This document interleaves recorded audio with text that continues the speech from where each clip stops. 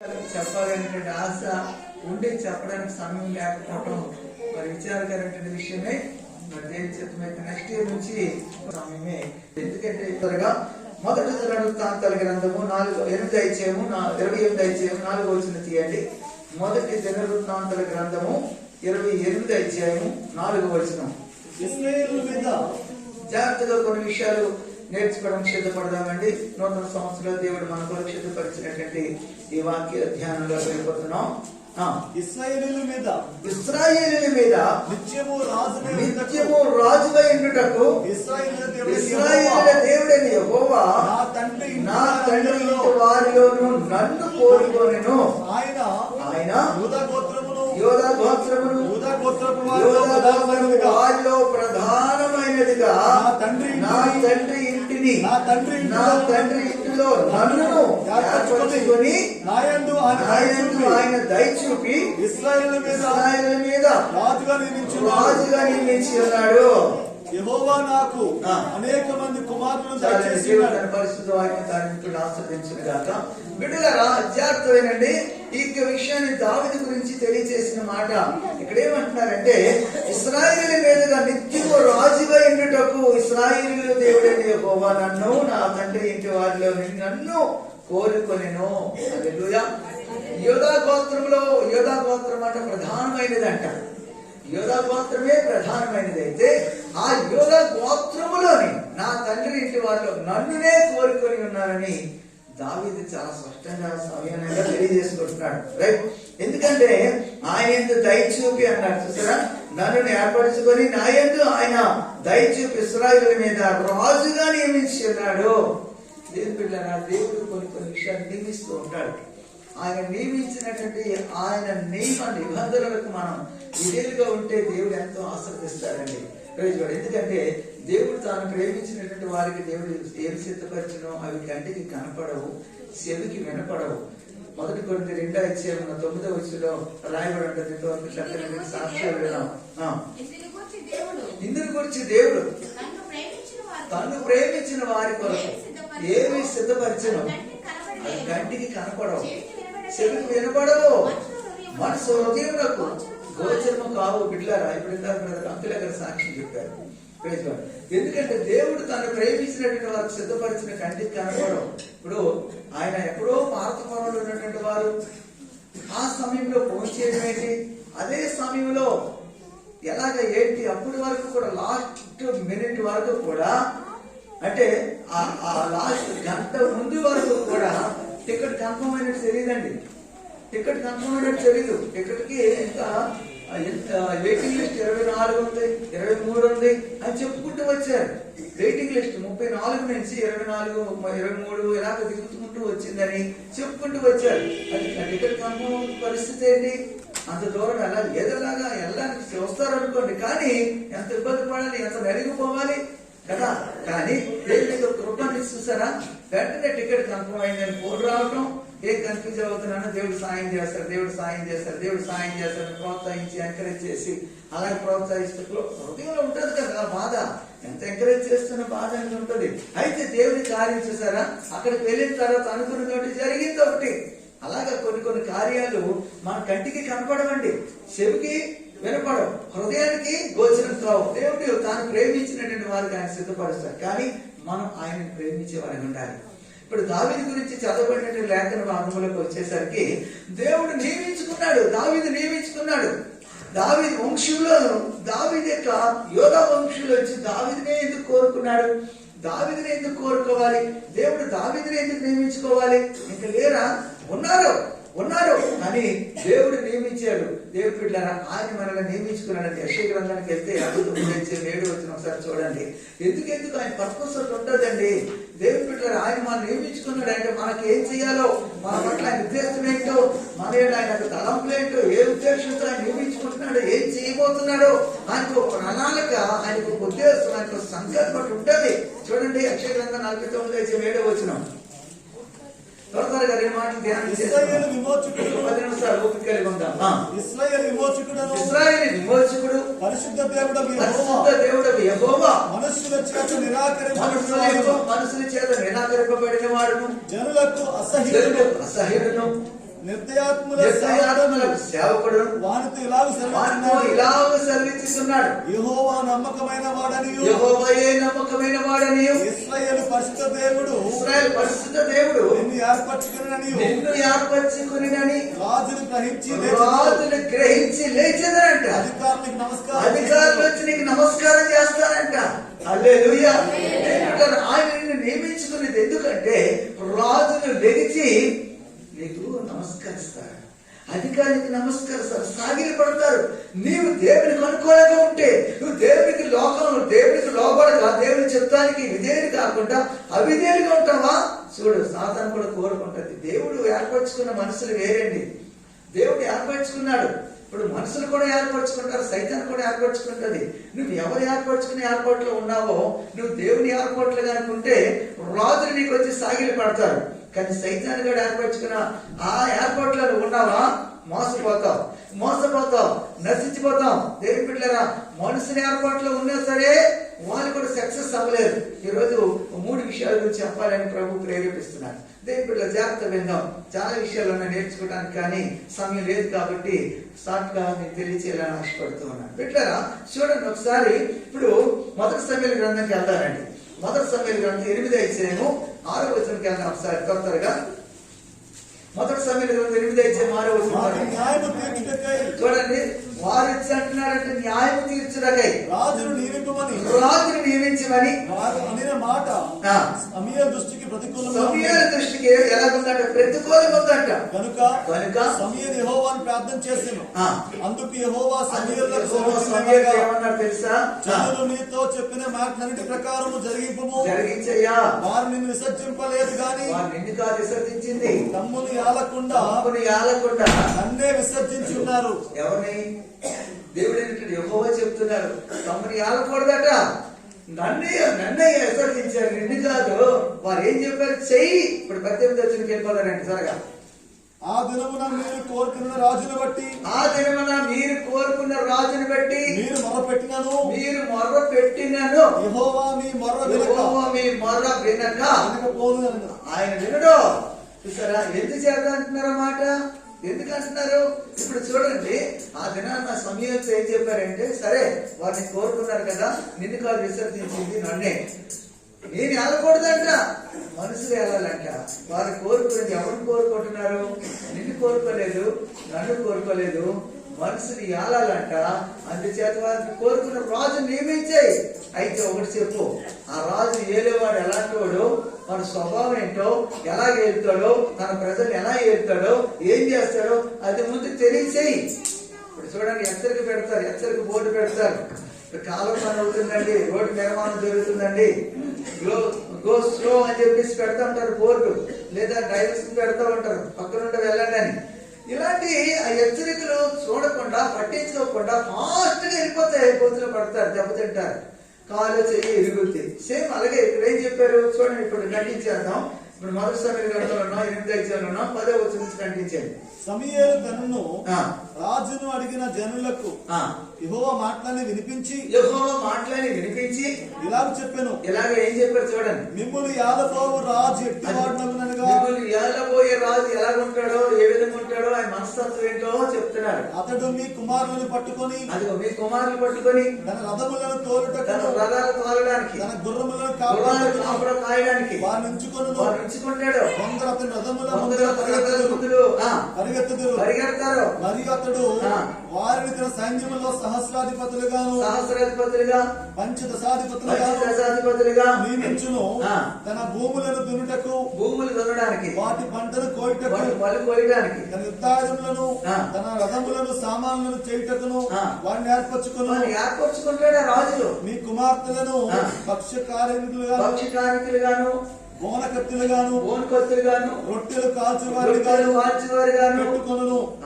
మీ పొలములను, మీ ద్రాక్ష తోటలను, ఒలివ తోటలను. ఇవన్నీ ఎందుకు చెప్తున్నారంటే, పోన్లంటే మంచి డ్యూటీ మాకు ఇస్తున్నారు, చేతులు చేపిస్తారు కదా అని సఫలపడటానికి కాదండి. ఇదేంటారా, ఇశ్రాయేలు ప్రజలు, దేవునికి ప్రజలు, వారు దేవుని ఏర్పాట్లో ఉన్నవాళ్ళు, వారు సొత్తైన జనము, రోజులైన యాజక సమూహముగా ఉండాల్సిన ప్రజలు, ఏలేవారుగా ఉండాల్సిన ప్రజలు, బలవంతులుగా ఉండాల్సిన ప్రజలు, ఒకరికి పైగా ఉండవలసిన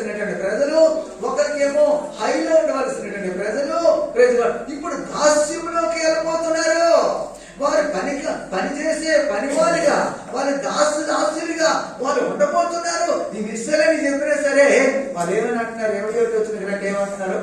సమూయేలు జనుల యొక్క మాటలన్నిటిని విని యెహోవా సన్నిధిని వాటిని వివరించెను. కనుక యెహోవా నీవు వారి మాటలు విని వారికి ఒక రాజును నియమించుమని. అదిగో 20 వచ్చినకి వచ్చేసరికి వాళ్ళు ఏమంటున్నారంటే, అయ్యా జనములు చేయి రీతిని మేమును చేయనట్లు మాకు రాజు కావాలను. అదిగో ఇన్ని విన్నారా? విన్న తర్వాత కూడా జనాలు ఎలాగైతే ఉన్నారో మాకు అలాంటి రాజుని నియమించేసేయండి అంటే, యేసు ప్రభు కావాలా, మీకు బరబ్బా కావాలని అడిగారంటే, ఏం కావాలి? యేసు ప్రభు కావాలని అడిగారా? బరబ్బయే కావాలని అడిగారు. బరబ్బయే కావాలన్నారు. సరే, ఇప్పుడు నియమించుకున్నారు, రాజు కావాలన్నారు. ఇప్పుడు దేవుడు ఏం చెప్పారు? 21లోకి వచ్చేసరికి, సరే కావాలన్నారు కదా, నియమించు, ఇచ్చే, అభిషేకించే, రాజునిచ్చే అన్నారు. సరే, రాజు నియమించేశారు. ఇంకా అంతేనండి. ఇశ్రాయేలు ప్రజలు ఏం జరిగిందండి? ఆ రాజు రాజు ఎలాంటి వాడు అయ్యాడు? ఆ ప్రజలు ఎంత మోసపోయారు, ఫిలిష్తీయుల చేతిలో ఎంత అనగదొరకబడేవారు. మరి ఆయన రాజ్యం నిలబడిందా? లేదు. ఆయన రాజ్యం ఫెయిల్ అయిపోయింది. ఆయన రాజ్యం ఫెయిల్ అయిపోయింది. ఈ రాజు ఎవరు అనుకుంటున్నారు? ఇశ్రాయేలుకి మొట్టమొదటి రాజు ఆయనే సౌలు రాజు. ఏం బిడ్డలారా, ఆయన సౌలు రాజు. రాజ్యం నిలబడిందా? లేదు. దేవుడేమో ఏమంటున్నారు? నిన్ను అధిపతిగా చేస్తాను, రాజులు వచ్చి నీకు లోబడతారు, నీకు సాగిలు పడతారు, నిన్ను ఏర్పరచుకుని ఉన్నానని దేవుడు ఏంటంటే యెహోవా చెప్తే ఆ ఏర్పాట్లో ఉంటామా? ఉంటాం. సైతాన్ గారు కూడా కోరుకుంటాడు. సైతాన్ గాడు అందుకే అంటాడు బైబిల్ గ్రంథం లోకస్వార్తలకు వెళ్ళిపోతే, లోకస్వార్తలు చూడండి 22:37 వచనంలో చూడండి, సీమోను సాతాను మిమ్మల్ని బట్టి గోధుమల వల్ల జల్లించడానికి కోరుకుంటుంది సైతాన్ గాడు. ఇదిగో సైతాన్ మిమ్మల్ని బట్టి గోధుమల వల్లే కోరుకుంటుంది సైతాన్ గాడు, ప్రైజ్ గాడు. కానీ దేవుడు ఏమంటున్నారు?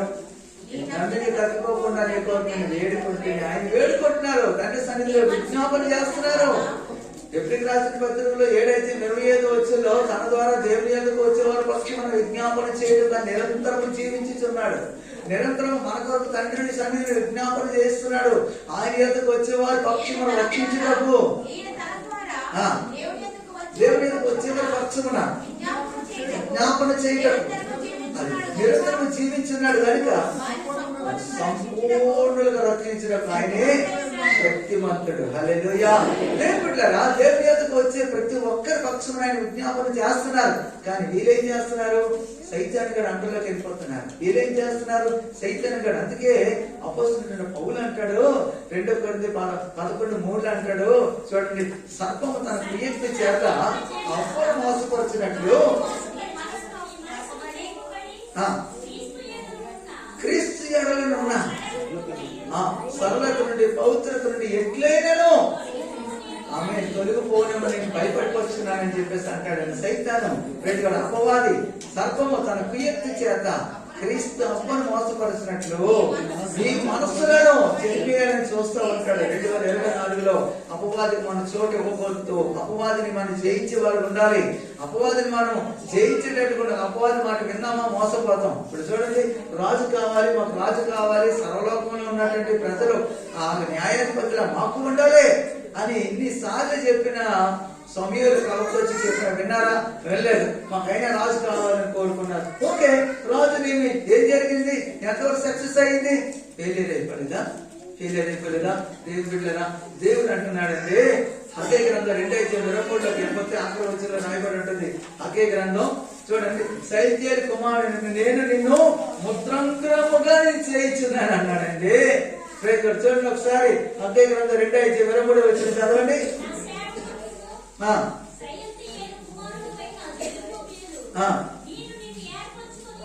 నేను నిన్ను ఏర్పరచుకొని ఉన్నాను కనుక ఆ దినమున ముద్రంధ్రముగా నేను చేయించున్నానన్న. ఎందుకంటే ప్రియులారా, ముద్రంధ్రము ఎందుకంటే చూడండి, గతించినటువంటి దినాల్లో రాజుల పరిపాలనలో ఈ ఉంగరం అనేది అంటే దేని మీద అయినా సరే ముద్ర వేసే ఉంగరంగా ఆ ముద్ర పడిందా ప్రజలకి ఎవరు దాన్ని కొట్టివేయలేరండి. ఆ శాసనాన్ని ఎవరు కొట్టివేయలేరండి. కానీ దేవుడు ఏర్పరచుకున్నాడు. కానీ దేవుని బిడ్డలారా మనం ముద్రముగా ఒక అధికార సూచనగా ఉన్నతమైన స్థాయిలో ఉండాలని దేవుడు కోరుకున్నాడండి. ఆయన నిర్మించాడు, కానీ సైతాన్ని ఏం చేస్తున్నాడు? సులువుగా మోసపరిచేయాలని చూస్తున్నాడు. అందుకే వాడికి యోహాను సువార్తలోకి వెళ్తే 15:16 అంటాడు, చూడండి, తండ్రి పేరు మీరు ఏమడి వచ్చినారు, నా పేరు మీరు అడగండి, మీరు నన్ను ఏర్పరచుకోలేదు, ఏం అడుగుదరో అది ఆయన మీకు అనుగ్రహించినట్టు మీరు వెళ్ళి ఫలించుటకు మీ ఫలం నిలిచెట్టడానికి నేనే మిమ్మల్ని ఏర్పరచుకొని ఉన్నానని యోహాను సువార్తలో 15:16 తెలియజేయాలి. ఏర్పరచుకొని నియమించితిని అని అన్నారు. ఏర్పరచుకొని నియమించితిని. హల్లెలూయా. దేనికి నియమించారైనా? ఫలించడానికి, మన ఫలం నిలిచి ఉండడానికి, మనం ఫలించడానికి. ఏ విధమైన ఫలాలు ఫలిస్తున్నాం, ఎలాంటి ఫలాలు ఫలిస్తున్నాం? ఈ 2024లో ప్రియ సహోదరి సహోదరులారా, అపవాది వేసిన తంత్రాలు మునిగిపోయి అందులో ఫలిస్తున్నావా? లోక సంబంధమైనటువంటి క్షయమైనటువంటి ఫలాలు ఫలిస్తున్నావా? ఆత్మ సంబంధమైనటువంటి ఫలాలు ఫలిస్తున్నామా? దేవుని కొరకు మన ఆత్మ సంబంధించిన ఫలాలు మనం ఫలించాలని దేవుడు మనం కోరుకున్నారండి. Praise God. అందుని బట్టి సాతాను గాడికి సులువుగా మోసపరచాలని చూస్తాడు. అపవాది సులువుగా దేవుడి నుండి నిన్ను ఎడబాయాలని చూస్తాడు. 2024లో ఎంతమంది సాతానికి లోబడితే అంతమంది దేవుడి నుండి దూరం అయిపోతారు. సైతాన్ని ఎదిరించి దేవుడు మనం ఫలించాలని, మన ఫలాన్ని నిలిచి ఉండాలని దేవుడు మనం నియమించుకున్నాడు. దేవుడు అధికారం ఉండాలని దేవుడు నియమించుకున్నాడు. మరొక మాట చదివి మనం ముగించుకున్నది ఏం పెట్టారా? చూడండి ఒకసారి కొరింథీయులకు రాసినటువంటి పత్రికలో మొదటి కొరింథీ అందరికీ తెలుసు. మొదటి కొరింథీ చూడండి 1:26 వెళ్ళిపోతారండి. మొదటి కొరింథీ సహోదరులారా, మిమ్మల్ని పిలిచిన పిలుపును చూడండి. మీలో లోకరీతిని జ్ఞానులైనను గొప్ప వంశం వారని అనేకులు పిలువబడలేదు. కానీ ఏ శరీరియు దేవుని ఎదుట అతిశయపడినట్లు జ్ఞానులను సిగ్గుపరచుట లోకములో నుండి వెర్రివారిని దేవుడు ఏర్పరచుకున్నాడు. బలవంతులైన వారిని సిగ్గుపరచడానికి, లోకంలో బలహీనులైన వారిని దేవుడు ఏర్పరచుకుని ఉన్నాడు. ఎన్నికైన వారిని వ్యర్థపరచుటకు వ్యర్థము చేయుటకు లోకంలో నీచులైన వారిని తృణీకరింపబడిన వారిని ఎన్నిక లేని వారిని ఏర్పరచుకుని ఉన్నాడు. అయితే ఆయన మూలంగా మీరు క్రీస్తు యేసునందు ఉన్నారు. అతిశయించువాడు ప్రభువు. ఆయన వల్ల మనం ఏం చేస్తున్నాం? అందుచేత దేవుడు మనల్ని ఏర్పరచుకున్నాడు. కాబట్టి ఎన్నికైనటువంటి వారిని వ్యక్తపరచడానికి ఎన్నికయ్యాడు. ఎవరో సౌలు ఎన్నికయ్యాడు, మనుషులతో ఎన్నిక చేయబడ్డాడు, ఆయన రాజుకు నియమించబడ్డాడు. వ్యర్థపరచబడలేదా? కాబట్టి దేవుని బిడ్డలారా, మనుషుల చేత ఎన్నికైన వారు వ్యర్థపరచబడతారు. దేవుని చేత ఎన్నికయ్యావా? దేవుని ఏర్పాట్లను ఉన్నావా? దేవుని సంకల్పంలో ఉన్నావా? దేవుడు ముద్రముగా చేస్తాడంట. హల్లెలూయా. రాజులు వచ్చి నీకు సాగిలి పట్టేటట్టు దేవుడు చేస్తాడంట. హల్లెలూయా. బిడ్డలారా, దేవుడు ఉన్నతమైన స్థాయిలో పెట్టాలని, ఉన్నత స్థితిలో తీసుకుని వెళ్ళాలని ఆయన కోరుకుంటుంటే సైతాను గాడు ఆ ఉన్నత స్థితిలో నేను కింద పడగొట్టాలని కోరుకుంటుంటాడు, నేను నాశనం చేయాలని కోరుకుంటాడు. ఏమంటారు? సిమోను సాతాను మిమ్మల్ని బట్టి గోధుమలు వల్ల జల్లించినట్టు కోరుకుంది. ఆడు కోరుకుంటాడు సైతాను గాడు. ఆడికి లోపడద్దు, ఆడి మాటకు లోపడద్దు. దేవుని వాక్యానికి లోపడదాం, దేవుని చిత్తానికి లోపడదాం. నూతనమైనటువంటి సంస్థలో కొన్ని తీర్మానం కలిగి ఉంటాం. అందుకే కొరింథీయులకు రాసినటువంటి పత్రికలో 2 కొరింథీ అక్కడ 8:5 వెళ్తే 5వ వచనంలో చక్కని మాట రాయబడుతుందండి. చూడండి. మొదట ప్రభువునకు దేవుని చిత్తం వల్ల మాకును తామే అప్పగించుకొని ఎంతగా చేయదురని అనుకోలేదు అంటారండి. ఎప్పుడైతే ఆయన అప్పగించుకుంటామో బిడ్డలారా, దేవునికి అప్పగించుకోవాలి, దేవుని సేవకులకు అప్పగించుకోవాలి. కొంతమంది ఉంటారు సేవకులకు అప్పగించి దేవుడికి అప్పగించుకోరు, సేవకులకు అప్పగించుకోరు. ఏం పాస్పర్టీ అవుతుంది చూడండి. ఏం వర్చలుతున్నాం సంవత్సరాల నుంచి అలాగే ఉంటాం, ఎదుగు బొదుగు ఉండకుండా. అప్పగించుకున్నటువంటి వాళ్ళు చూడండి ఎలా ఎదుగుతుంటున్నారు చూడండి. వాళ్ళు ఉన్నారు కళ్ళ ముందు, వీళ్ళు ఉన్నారు కళ్ళ ముందు.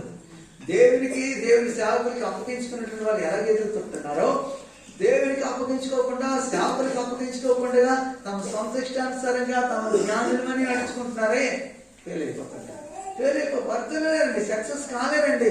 మీరు అప్పగించుకొని ట్రై చేయండి. 2024లో ఇప్పుడైనా మనసు మార్చుకుందాం, ఇప్పుడైనా మనసు మార్చుకుందాం. సైతాన్ గాడు మోసం చేయాలని చూస్తాడండి. నేను హృదయాన్ని కఠిన చేస్తూ ఉంటాడు. అలాగే చెప్తాడు, అలాగే అంటారు అనుకుని సైతాన్ గాడు మాట వినద్దు. విన్నది మోసపోయింది. ఇది నిజమా, ఇది నిజమా? ఇప్పుడు ఆదికాండం 2:17 దేవుడు చెప్పాడు. ఆ మంచి చెట్లు తెలివినిచ్చి వృక్ష ఫలాన్ని మాత్రం మీరు తినద్దు. 16 అన్నారు, నిరభ్యంతరంగా ఈ తోట పొలాలన్నీ మీరు తినండి అని 16 అన్నారు. 17 దగ్గరికి వచ్చేసరికి అంటారు, మంచి చెట్లు తెలివినిచ్చే వృక్ష ఫలం మాత్రం తినకూడదు. తిన్నావా చచ్చిపోతాం అన్నారు. అంటే సైతాన్ గారు ఏమన్నాడు? 3:5 దగ్గరికి వచ్చేసరికి 3వ వచనం నుంచి అంటే స్టార్ట్ చేశారు. చూసారా? అందుకు స్త్రీ తినవచ్చును, అయితే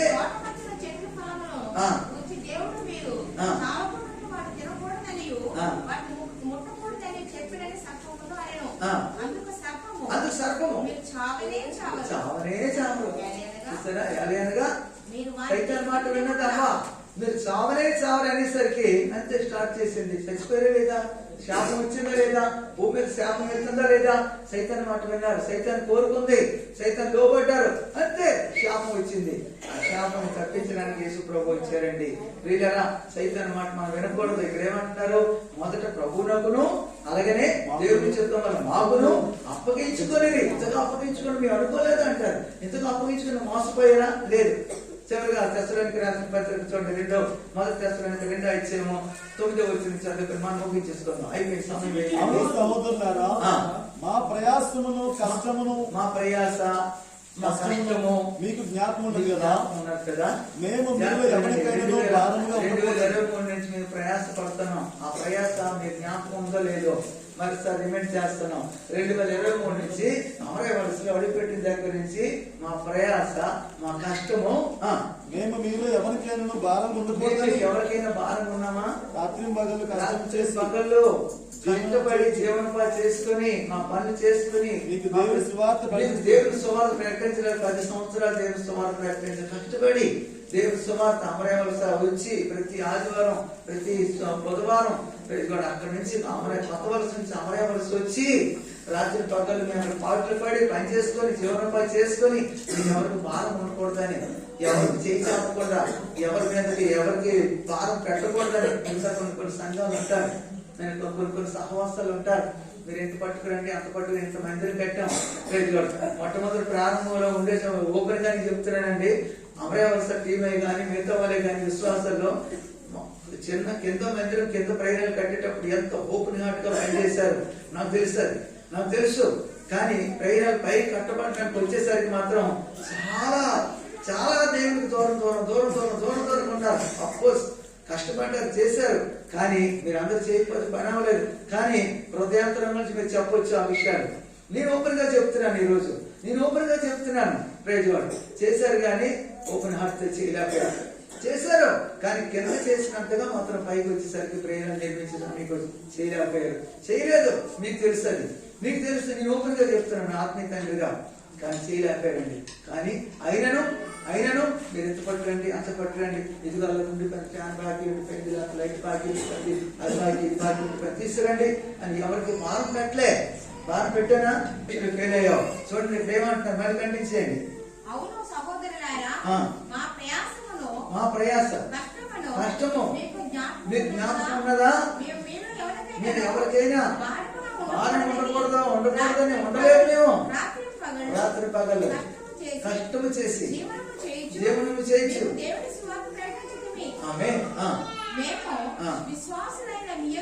విశ్వాసులైన మీ ఎదుట ఎంత భక్తిగా నీతిగా అనిత్యంగా ప్రవర్తించటము మీరే సాక్షులు. నీతి ఉన్నామో లేదు మీకు తెలుసు. వచ్చే శ్రమలు వచ్చాయి. ఇప్పుడు స్థలం దూషించుకున్నాను చెప్తున్నాడు. కంటించండి. విశ్వాసులు ఎంత భక్తిగా, ఎంత నీతిగా, ఎంత అనిత్యముగా ఉన్నాము మీరే సాక్షులు. దేవుడే సాక్షి. అదిగో తన రాజ్యానికి, తన మహిమకు మిమ్మల్ని పిలిచిన దేవుని మీరు ఎట్టు నడుచుకోవాలి, ఎలా నడుచుకోవాలి మీలో ప్రతి వారు ధైర్యపరచుచు మీలో ప్రతి వారికి మేము ప్రోత్సహిస్తున్నాం, హెచ్చరిక చేస్తున్నాం. మీరు ఎలా నడుచుకోవాలి, ఎలా దేవునికి అనుకూలంగా ఉండాలో, ఏ విధంగా సహవాస క్రమంలో మీరు ఉండాలో చెప్తూనే ఉన్నాం. చెప్పట్లేదా? మోసపోతున్నారు మీరే, ఒక క్రమం తప్పిపోతున్నారు మీరే. చెప్తున్నాం ఎట్లు నడుచుకోవాలో, మీరు అభివృద్ధిలోకి ఎలా రావాలో మేము నేర్చుకున్నాం, అది మీకు చెప్తున్నాం. హెచ్చరించుచు ధైర్యపరచుచు సాక్ష్యం ఇచ్చుచు తండ్రి తన బిడ్డల ఎడల నడుచుకునే రీతిగా తండ్రి తన బిడ్డల ఎడల ఎలా నడుచుకుంటారో మీలో ప్రతి వారి ఎడల నడుచుకుంటామని మీకు తెలియను. మీకు తెలుసు కదా, తండ్రి తన కుమారులు ఎలా నడుచుకుంటున్నారో అలాగే ఒక ఆత్మీయ తండ్రిగా ఎలా నయండి, ఎలా నడవండి, ఎలా చేయండి, అలా చేయండి అంటే వింటున్నారా? పిల్లలు బాగుపడుతున్నారు, పిల్లలు దెబ్బ తింటున్నారు. ఏం అభివృద్ధిలోకి వచ్చేసావు వెనుకుంటా? నీ సొంత జ్ఞానం ఉపయోగించుకుంటున్నావు, సొంత బుద్ధిని ఉపయోగించుకుంటున్నావు, దేవుడు నీతిని పక్కన పెట్టేస్తున్నావు. తెలుసు నీకు ఇలా చేస్తే తప్పని తెలుసు, ఇలా నడుచుకుంటే తప్పని తెలుసు, ఇలా చేస్తే మంచిదని తెలుసు. నువ్వు చేసుకుంటున్నావు, కోసుకుంటున్నావు. రైట్? అందుచేత దేని పెట్టారా మనందరం కూడా సంక్రియలు ఓపిక చేద్దాం. ఆఖరిగా మాట ముగించేస్తాం. చూడండి, ఎఫ్ఎస్సీ రాసిన పత్రిక 2:10 చూద్దామండి. ఎఫ్ఎస్సీ రాసిన పత్రిక 2:10 మరియు వాటి యందు మనం నడుచుకోవాలని దేవుడు ముందుగా సిద్ధపరిచిన సత్క్రియలు చేయుటకై వాటి యందు మనం నడుచుకోవాలి. ఏటి యందు? క్రీస్తు యేసునందు సృష్టింపబడిన వారమై, మనమందరూ క్రీస్తు యేసునందు సృష్టింపబడిన వారమై ఆయన చేసిన పని ఉన్నాము. ఆయన చేసే పని ఉన్నాం. కాబట్టి మునుపు శరీర విషయంలో అన్ని జనులయ్యుండి శరీరమందు చేతితో చేయబడిన సున్నతి చాలండి. అన్ని జల్లుగా మనం లోకానుసారంగా చేయకూడదు. సత్క్రియలు ఓపిక కలిగి ఈ నూతన సంవత్సరంలో ఫలాలు ఫలించేవారుగా దేవుడు ఏర్పరుచుకుంటే మీరు ఫలాలు ఫలించాలి. మీ ఫలం నిలిచి ఉండాలి. మన ఫలాలు నిలిచి ఉండకుండా ఫెయిల్ అవ్వకూడదు.